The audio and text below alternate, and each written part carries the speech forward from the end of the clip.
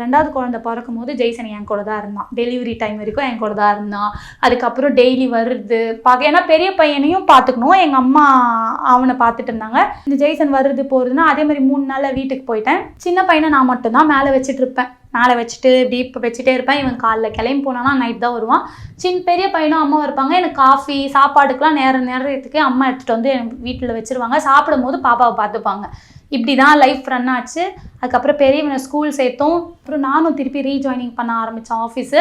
அவரும் நானும் வேலைக்கு போனால் தான் நல்லாயிருக்கும் அப்படின்னு சொல்லிட்டு கொஞ்ச நாள் போயிடுச்சு. அப்படியே யூடியூப்பில் ஏர்ன் பண்ணிவிட்டு அந்த காசை வச்சு தான் நாங்கள் குடும்பம் நடத்துது. லோன் எடுத்துகிட்டு இருந்தோம். ஏன்னா பெரிய பையன் ஃபஸ்ட்டு பர்த்டே செம்ம கிராண்டாக பண்ணுவோம் நாங்கள். ஏன்னா எங்களுக்கு கல்யாணம் பண்ணல, சீமந்தம் பண்ணல, எதுவுமே பண்ணல. பெரிய பையனோட பர்த்டே வந்து அவ்வளோ கிராண்டாக நாங்கள் பண்ணோம். ஒரு மேரேஜ் மாதிரி ரிசப்ஷன் மாதிரி நாங்கள் பண்ணோம். நல்லா இது பண்ணோம். அதுக்கு லோன் எடுத்து தான் பண்ணோம். அதனால் மாதம் வந்து சேலரியில் வந்து நான் கட்டிகிட்டே வருவேன். 15,000 கட்டணும். 1.5 வருஷம் கட்டினேன்.